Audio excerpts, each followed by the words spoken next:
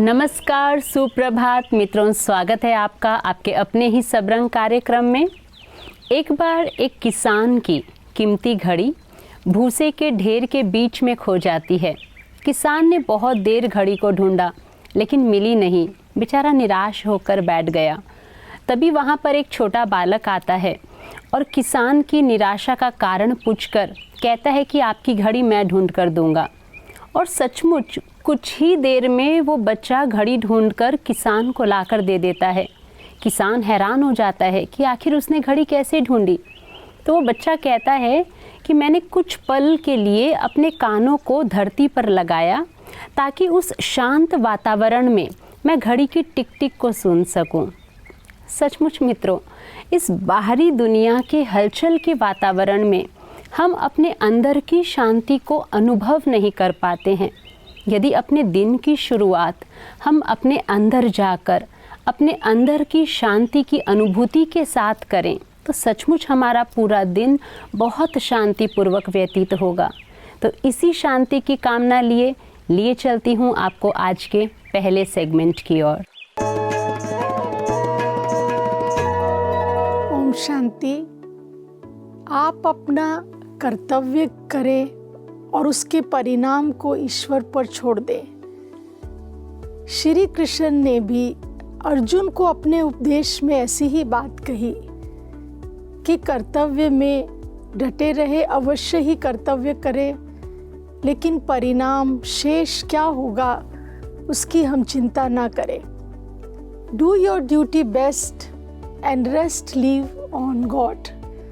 कर्तव्य का अपने जीवन में कर्म के साथ अगर जब हमें जोड़ते हैं तो हमें लगता है कि जो कर्तव्य है, कर्म तो हमें जीवन में करते ही रहना है, लेकिन जब हम कर्म को श्रेष्ठ बनाना चाहते हैं तो उसके लिए हम अपने मन में एक बात अवश्य रखें, अच्छा करें लेकिन ईश्वर को साथ लेकर चलेंगे तो हमारे साधारण कर्म भी श्रेष्ठ हो जाएंगे। तो आइए आज से हम अपनी ड्यूटी को और अधिक बेहतर बनाएं। ओम शांति। कुछ ही दिनों पहले अभी एक करीबी व्यक्ति से मुलाकात हुई। उन्होंने एक बहुत ही भावनात्मक बात कह दी। कहा कि मेरा स्वास्थ्य दिन प्रतिदिन बिगड़ता जा रहा है। कारण पूछने पर बताया कि मेरे घर वालों के पास इतना समय भी नहीं कि वो 10 मिनट मेरे साथ व्यतीत कर सकें, और इसी बात को सोच सोच कर मैं दुखी रहता हूँ, जिसका असर मेरे स्वास्थ्य पर आ रहा है। मित्रों, सचमुच तुरंत ये ख्याल मन में आया कि कहीं हम भी ये गलतियाँ तो नहीं कर रहे हैं। मित्रों, परिवार में सुख, शांति, खुशियाँ बनाए रखने के लिए हम एक दूसरे को समय दें, उनसे बातें करें, उनके मन के विचारों को जानें, समझें, सम्मान दें।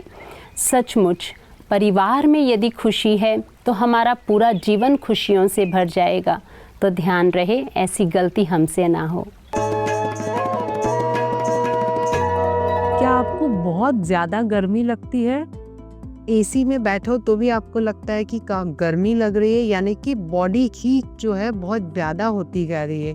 वो इस वजह से कि हमारा जो पित्त है बॉडी में वो बढ़ने लगता है। अब पित्त बढ़ने लगा है, ये हमें पता कैसे चले?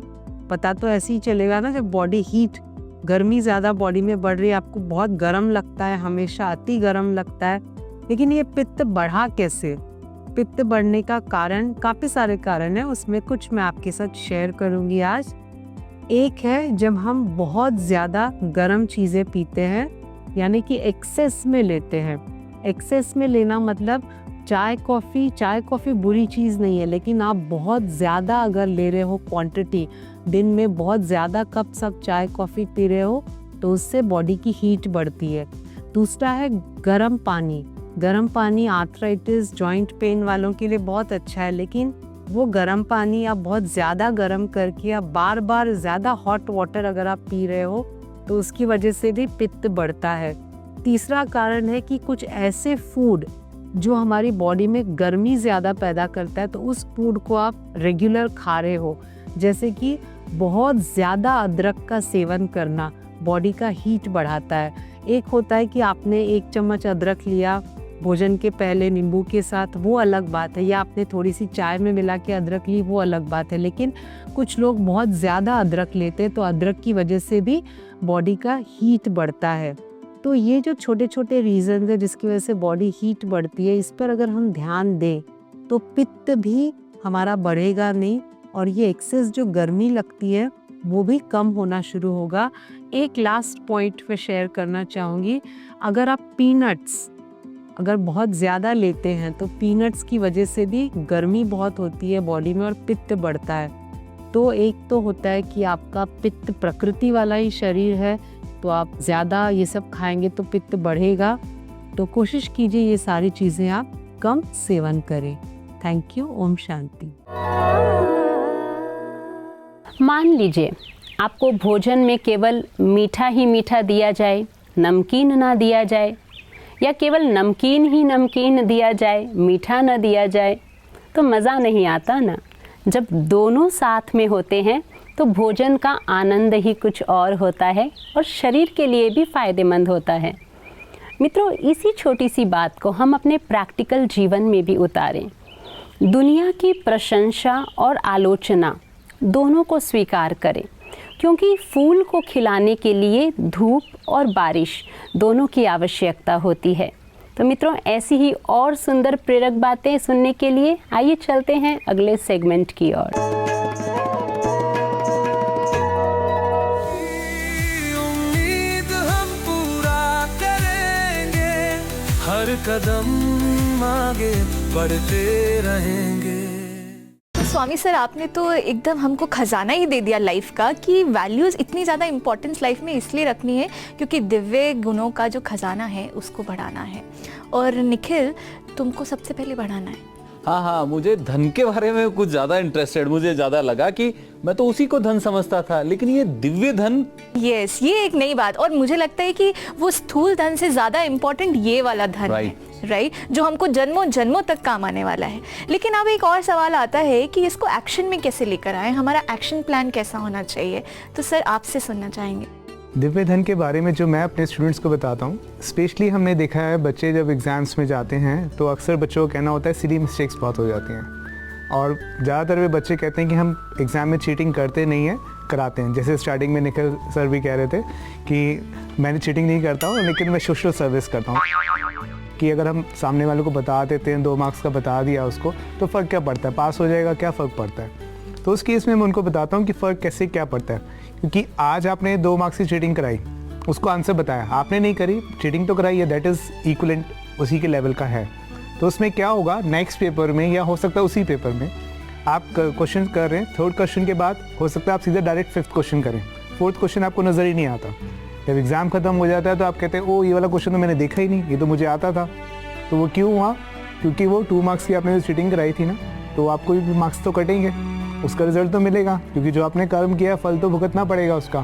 तो वो कहीं ना कहीं उससे जाके बैलेंस होता है। या मोस्ट कॉमन मिस्टेक ये होती है जब हम आंसर कोई सॉल्व कर रहे हैं, जैसे सपोज आपने इक्वेशन बनाई 2x + 3y = 5, तो जब वो आंसर नेक्स्ट पेज पे जा रहा होता है तो 2x + 3y की जगह वो x + 3y रह गया, 2 मिस हो गया।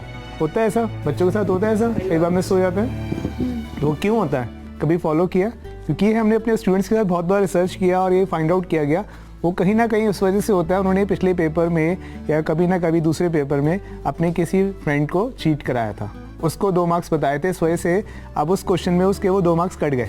ओह, तो वहाँ प्लस कराने के चक्कर में यहाँ माइनस हो रहा है। आप सामने वाले को हेल्प नहीं कर रहे हैं, बेसिकली उसको एक गलत डायरेक्शन दे रहे हैं। इस समय उसके मार्क्स भले ही आ जाएंगे, लेकिन उसको हमेशा के लिए एक रास्ता मिल जाएगा, ठीक है चीटिंग करके पास हो जाऊंगा, राइट। तो वो पढ़ने की कोशिश ही नहीं करेगा, तो आप उसको आगे नहीं बढ़ा रहे हैं, उसको और पीछे कर रहे हैं। अदिति बहन, ये ऐसा हो गया कि हम चोरी नहीं कर रहे हैं, लेकिन हम चोरी करवाने में हेल्प कर रहे हैं, राइट। तो निखिल, तुम्हारी कितने माइनस मार्क्स हुए होंगे, मैं सोच रही हूँ। मुझे आज फील हो रहा है कि मैं जिसको ये सोचता था हेल्प करना, वो मेरे लिए माइनस पॉइंट था। हमारे एक्सपर्ट्स ने कितने अच्छे तरीके से बताया कि, और ऐसा मेरे साथ होता भी था मुझे सब कुछ याद है।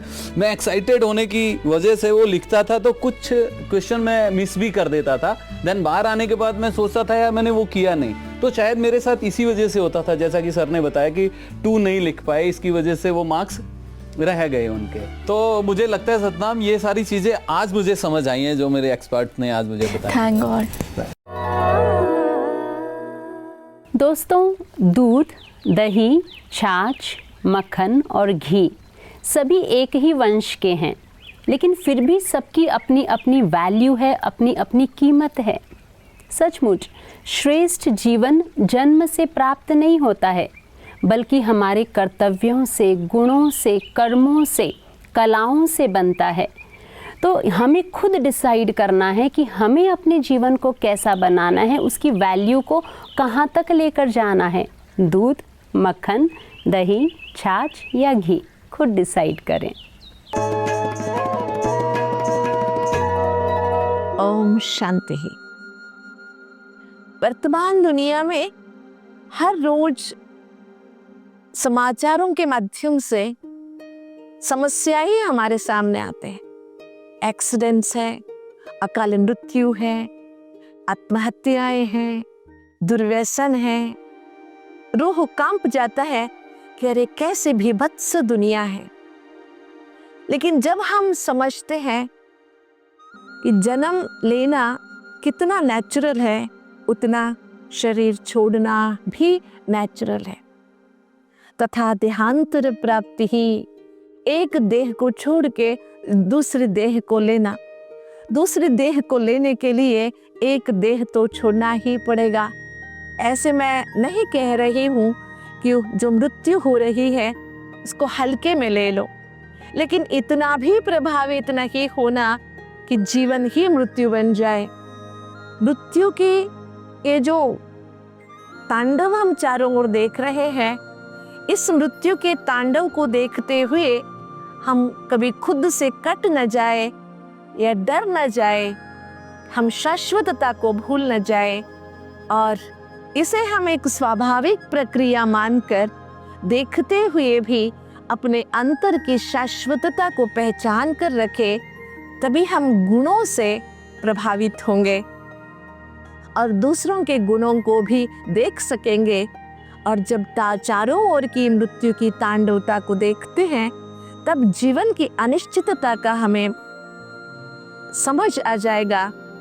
तब हम इस छोटी सी जिंदगी में द्वेष करना या बदला लेने की जो भावना है, इससे दूर उठकर सबके साथ प्रेमपूर्ण व्यवहार करने के लिए सोचेंगे और उसी मार्ग पर चलेंगे। ओम शांति। किसी ने बहुत सुंदर बात कही है कि जिसने जैसा सोच लिया वैसे हैं हम, बाकी मेरे ईश्वर जानते हैं कैसे हैं हम। सचमुच मित्रों, हमें अपने आप को किसी के भी सामने साबित करने की आवश्यकता नहीं है। यदि आपके कर्म अच्छे हैं, आपका व्यवहार अच्छा है, आपकी सोच अच्छी है, तो निश्चिंत रहें। कोई आपका साथ दे या ना दे, लेकिन ईश्वर ज़रूर साथ देंगे। बट एक बात का हमें ध्यान रखना है कि हमसे कोई भी गलती ना हो। तो आपका जीवन सदा ही खुशियों से, आनंद से भरपूर रहे। इन्हीं शुभकामनाओं के साथ कल पुनः आपसे मुलाकात होगी। नमस्कार। ओम शांति। जीवन के